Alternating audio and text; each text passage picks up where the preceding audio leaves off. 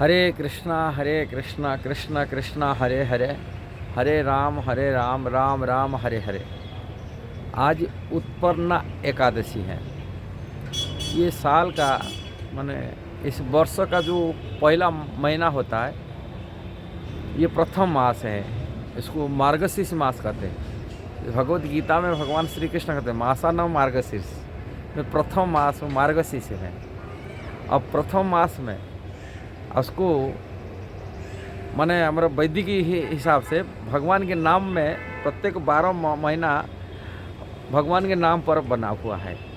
ये प्रथम मास को केशव मास कहा जाता है। ऐसी केशव मास की प्रथम जो कृष्ण पक्ष एकादशी कहा जाता है, वो एकादशी को उत्पन्ना एकादशी कहा जाता है। अगला एकादशी जो आएगा, जो गीता जयंती उत्सव को कहा जाता है, हम मुख्यतः एकादशी कहते हैं। इसी महीना में उत्पन्न हुए थे, माने उत्पत्ति हुई थी एकादशी की। एकादशी की उत्पत्ति ऐसा कारण, मूर नाम का एक राक्षस था, असुर था, जो भगवान लेटे थे, सोए थे, तभी भगवान को इसके लाल करा। भगवान ने साथ में ये करा, किंतु वो बड़ी पापी था। भगवान अपने हाथों में मारने के लिए नहीं चाहते थे। अब भगवान को बहुत गंदी गंदी भाषा में गाली मार रहा था। तभी भगवान की जो शक्तियाँ हैं, अनंत शक्ति का आगर है, एक शक्ति उनके शरीर से प्रकट होती है। प्रकट होकर के उन राक्षस को मार देता है। जब मार देता है, भगवान प्रसन्न हो जाते हैं। और उसी जो देवी प्रकट हुई उनके शरीर से, भगवान की शरीर से प्रकट हुई, उनकी एकादशी माने 11 दिन ही है। कृष्ण के जैसे कार्तिक पूर्णिमा खत्म होता है, खत्म होने के बाद जो प्रतिपदा शुरू होता है, प्रतिपदा से लेकर के आज 11 दिन आ गया। उन्हें कृष्ण पक्ष 11 दिन, ये अगहन महीना जो मार्गशीर्ष मास की, इसी महीने जो 11 तिथि में प्रकट होते, भगवान ने उसके एकादशी नाम दे दिया। आज एकादशी तिथि है। एकादशी तिथि में आप प्रकट होने का नाम गया, वो देवी के नाम एकादशी हो गए।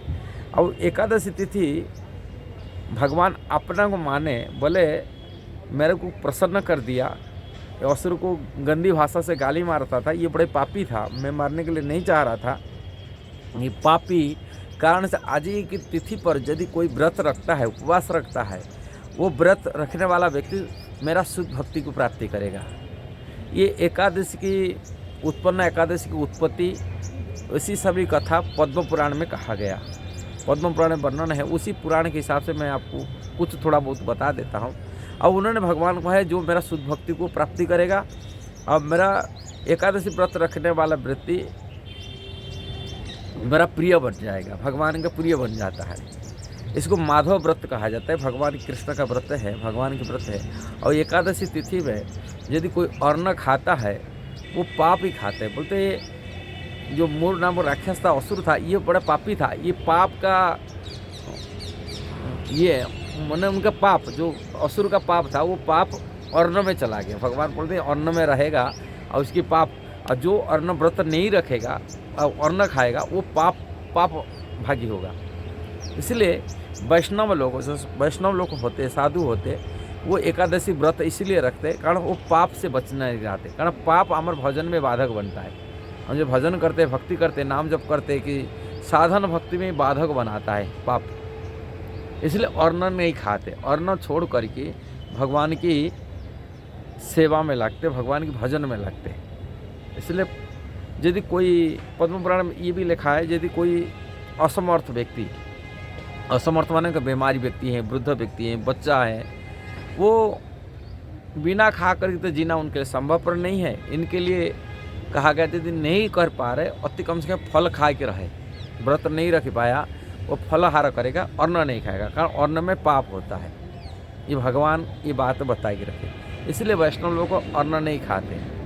अब कुछ लोग सहज या लोग होते, अन्न खा लेते, बोलते अरे वो बाबा तो खा रहे, वो साधु तो खा रहा है, अन्न तो खाते, बोले भगवान के प्रसाद। भगवान ने बताई कि रखे, हम नहीं बताए।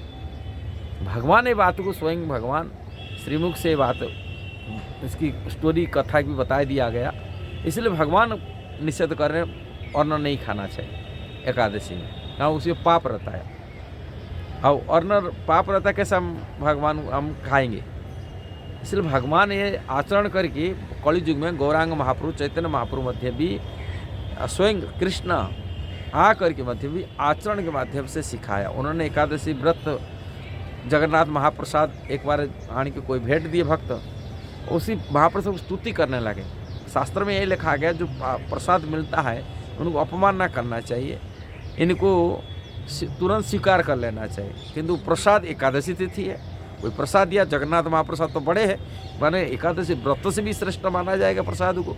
हम कैसा बड़ी प्रसाद क्या खाएंगे, किंतु भगवान इसलिए उसी महाप्रसाद को स्तुति करते करते करते करते सवेरे हो गया, माने द्वादश तिथि आ गया, पारायण के समय तभी जाएंगे और उसको स्तुति करते, प्रसाद की स्तुति करते करते। किंतु एकादशी व्रत जगन्नाथपुरी में उन्होंने, जगन्नाथपुरी बोलते एकादशी तो व्रत बांध दिया गया एक मंदिर के पीछे, का महाप्रसाद उनको श्रेष्ठ माना गया। महाप्रसाद महत्व को रक्षा करने के लिए एकादशी को बांध के दिया गया। किंतु वैष्णव को एकादशी पालन करने के लिए भगवान चैतन्य महाप्रभु अपने आचरण के माध्यम से सिखाया। यदि महाप्रसाद मिलता है उनको प्रणाम करना, उनकी स्तुति करना, स्तुति करते करते रात बीत जाए, द्वादशी आ जाए बच्चे खाए, किंतु एकादशी में व्रत रखना चाहिए। कारण आचरण, वैष्णव यदि आचरण नहीं करता है तभी वो जीवन में सिद्धि प्राप्ति नहीं कर सकता, कि भगवान की प्राप्ति नहीं कर सकता, कि आध्यात्मिक प्रगति नहीं कर सकता। इसलिए उनको व्रत रखा। इसलिए प्रभुपाद कहा करते जो हमारे एकादशी व्रत है, रामनवमी, जन्माष्टमी आदि में जो व्रत करते हैं, कि आचार्यों की तिथि पर उपवास रखते हैं, वो व्रत हमारे जीवन को शुद्धिकरण करता है। ये बात भगवद गीता में भगवान श्री कृष्ण भी कहते हैं, यज्ञ दान और तपकर्म न त्यजित कार्य में तत्, माने यज्ञ दान और तपस्या को किसी भी समय त्याग करना नहीं चाहिए। क्यों नहीं त्याग करना चाहिए, भगवान नेक्स्ट लाइन कहते हैं, यज्ञ दान और तपकर्म पापनानि मनीषिणम, बड़े बड़े मनुष्यों को, साधु पुरुषों को मध्य भी, महात्मा जनों को मध्य भी पवित्र करता है। इसीलिए यज्ञ दान और तपस्या कभी त्याग करना नहीं चाहिए, भगवद गीता की भगवान उपदेश दिए। किंतु कुछ सहजिया होते, वो लोग नियम पालन नहीं करते, इसलिए उनको सहजिया कहते। वो नियम को पालन करने, एकादशी नहीं रखेंगे, व्रत उपवास करेंगे नहीं, बोले हम श्री जी की प्रसाद खा रहे, ये सब पाखंड धर्म है। शास्त्र के जो नियम, वैष्णव लोग शास्त्र को कड़ाई पालन करता है, इसलिए साधु होता है। साधु मतलब शास्त्र के नियम से जीवन बिताता है, मन धर्म में से नहीं, स्पेकुलेशन से नहीं। इसलिए शास्त्र को देखी कर कार्य करना चाहिए। शास्त्र में वर्णन है, अब भगवान मध्य भी आचरण करी। कलि युग में गौरांग महाप्रभु सिखाए भक्ति कैसा करना चाहिए, और उन्हीं के अनुजाई रूप गोस्वामी, सनातन गोस्वामी, बड़े बड़े भगवान के परिकर थे, पार्षद थे, वो मध्य भी आचरण करी सिखाते थे। यही है आचार्य, माने आचरण करी सिखाता, उसको आचार्य कहते। कोई आचरण नहीं, ये नहीं, कुछ भी खाओ, कुछ भी ये करो, बोले साधु बन गए। ऐसे ही कलि युग में होते हैं। कलि युग में अनेक साधु होते हैं जिनके नाम फेमस कराते हैं, लोग जानते हैं अरे साधु महात्मा है, कपड़ा कपड़े सन्यास ले आते, फिर सन्यासी होकर मांस भी खाते, सिगरेट पीते, शराब भी पीते। ये सब लोगों की कोई कारण, शराबी लोगों को शराब साधु मानेंगे उनको, जो शराब पीने उनको कोई फर्क नहीं, को मांस खा रहा है, मछली खा रहा है, उनको कोई फर्क नहीं, बोले वहाँ मछली खा रहे, साधु तो खा रहे, हम भी खा रहे, कोई बात नहीं। किंतु वास्तविक शास्त्र के सिद्धांत पर चलने वाले आचार्य होते, शास्त्र के सिद्धांत पर अपनी जीवन बिताने वाले वो आचार्य होते, साधु होते, और वो शास्त्र ही कहता है, मन धर्म में नहीं होता है, स्पेकुलेशन में नहीं होता। इसलिए भगवान के भजन करने वाला व्यक्ति, भक्ति करने वाला व्यक्ति, भगवान के नाम जप करने वाला व्यक्ति, शास्त्र निर्देश कार्य करने से उनकी आध्यात्मिक प्रगति होगा, आत्मकल्याण कर सकता है और संसार के दूसरा भी कल्याण कर सकता है। यदि वीडियो सही लगा जरूर उसको शेयर करना, सब्सक्राइब करना, लाइक कमेंट देना। हरे कृष्णा।